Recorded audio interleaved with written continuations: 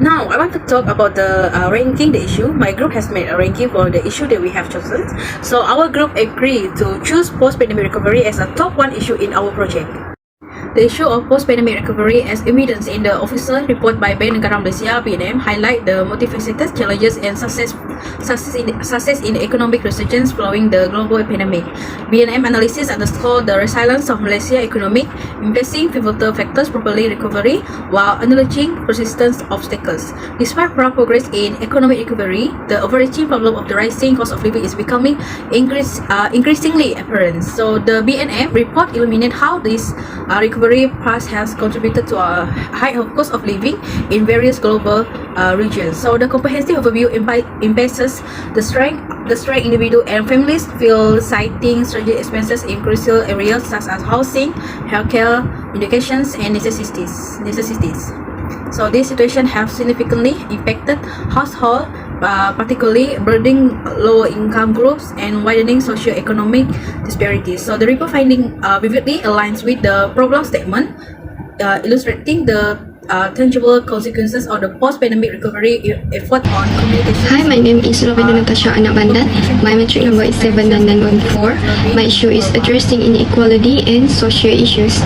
The goals of reducing national inequality has recently focused on promoting inclusive growth and helping the B40 or the bottom 40% of income earners. However, Malaysia continues to struggle with a comparatively widening economic disparity when compared to other Asian countries. The way that the government has addressed this issue has been crucial. Inequality is still a problem in Malaysia.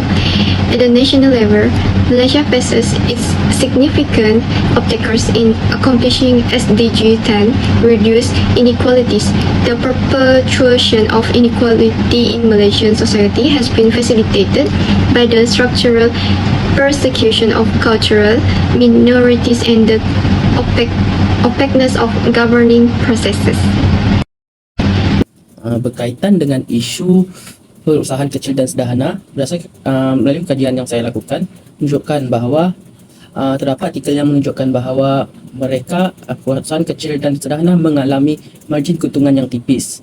Menurut Presiden Persatuan Perusahaan Kecil dan Sederhana, Datuk William berkata, kebanyakan PKS masih berhadapan dengan margin keuntungan yang rendah dan kengkangan aliran tunai. Beliau berkata berdasarkan tinjauan pertengahan tahun, 29% responden mempunyai resap tunai kurang daripada 20 bulan.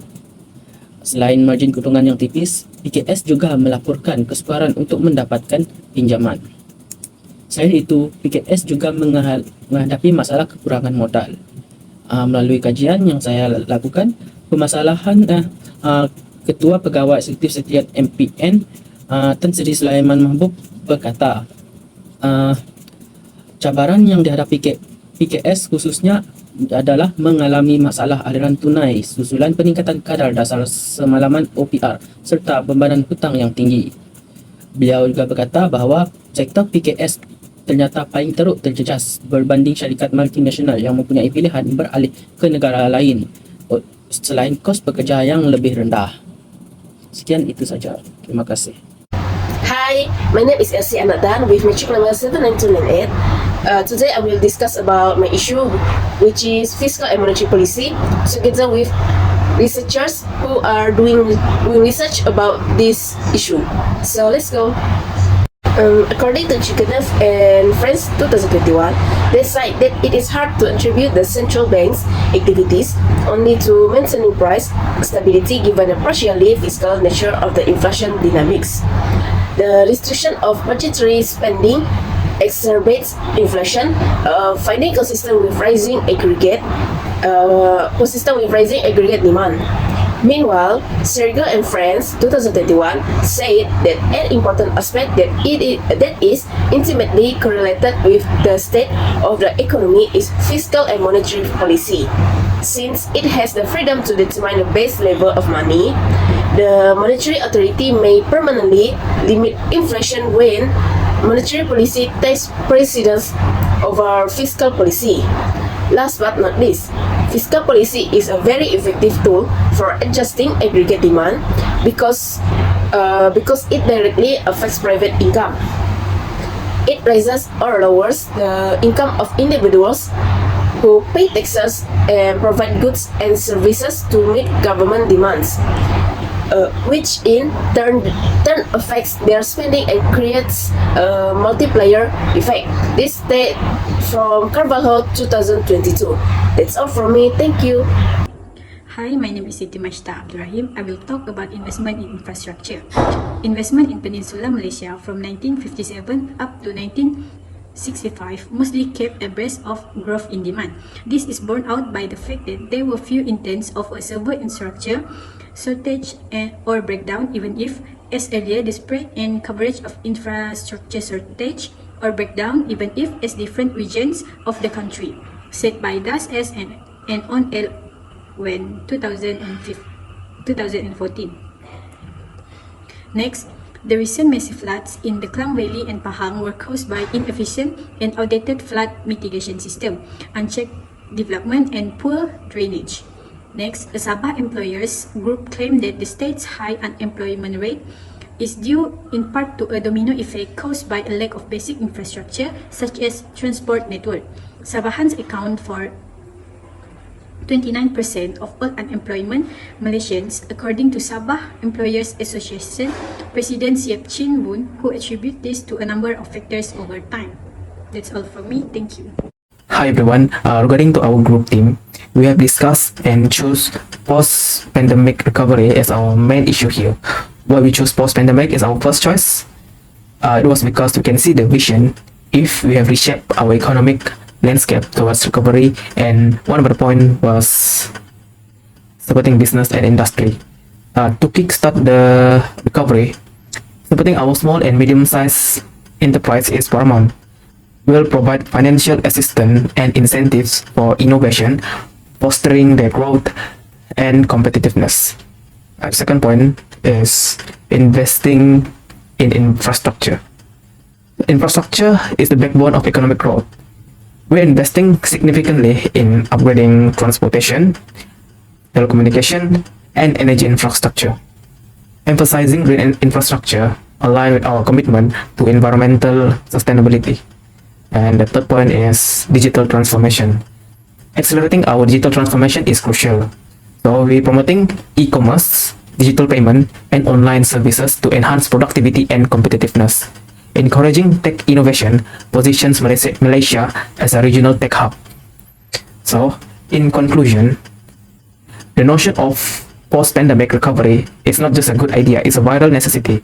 By investing in innovation, infrastructure, digitalization, and our people, we are laying the foundation for a more resilient and prosperous future. That is all for me. Thank you. Digitalization introduced tools fostering business growth. Post-pandemic, businesses invest in sustainable recovery to continue this digitalization, adapting to new challenges. The emphasis on digital transformation highlights an ongoing commitment to integrating digital technologies, ensuring adaptability and competitiveness in evolving markets. Promoting SMEs in Asia involves aligning innovation with economic growth. Favorable policies targeting startups and innovative SMEs encourage their development. Technology-based investment play a pivotal role in scaling up these businesses, fostering a dynamic ecosystem that fuels both innovation and economic expansion in the region. Thank you. After the pandemic, a multifaceted approach is essential for a comprehensive and exclusive recovery. So this includes initiatives such as the affordable housing program, ensuring stability and accessibility for all. Income support and wage policy can ease the financial burden on those who are affected by fostering economic resilience. Prioritizing education and skill development equip individuals with the tools needed to navigate the in the job market. So strengthening the long-term sustainability, supporting small business is the backbone of many economic is important, and financial literacy program empower individuals to make informed decisions, fostering personal and community growth. By implementing these solutions together, we can build a stronger and fairer society as we can emerge from the shadow of the pandemic. Hi, my name is Elsie Anadan with matric number 79298. So today I will talk about research that another researcher doing for issues post pandemic recovery. So according to article from Barbia 2020, the COVID-19 pandemic has caused the worst economic contraction since the Great Depression. According to the International Monetary Fund (IMF), the global economy is expected to decline by 3% in 2020, with advanced economies experiencing double that loss. To counteract this economic shock, governments worldwide have already spent $9 trillion in direct fiscal stimulus, public sector loans, equity injections, guarantees, and other fiscal measures. But as the economic downturn has deepened, attention has shifted from addressing the immediate crisis to how to build back better. There are increasing calls to develop a greener fiscal response in order to ensure that climate goals are not sacrificed. So that's all from me. Thank you. Seperti yang kita tahu, COVID-19 banyak memberi kesan kepada ekonomi negara seperti pengangguran dan perusahaan kecil dan sederhana.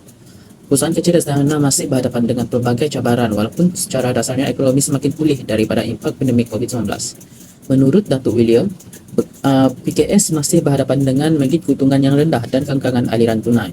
Beliau berkata berdasarkan tinjauan pertengahan tahun sementa, 29% responden mempunyai result tahunan kurang daripada 2 bulan. Ini menunjukkan kesan yang sangat teruk berlaku kepada perusahaan kecil dan sederhana akibat daripada berlakunya COVID-19.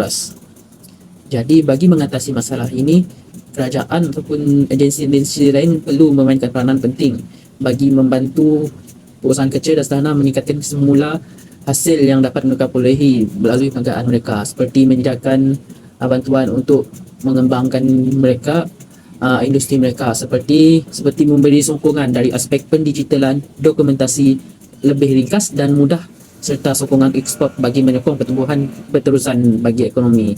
Hal ini akan membantu sedikit sebanyak agar ekonomi Malaysia dapat dinaik tarafkan ke tingkat yang lebih baik dan dapat juga memberi lebih banyak keuntungan kepada penaik tarafan ekonomi di Malaysia.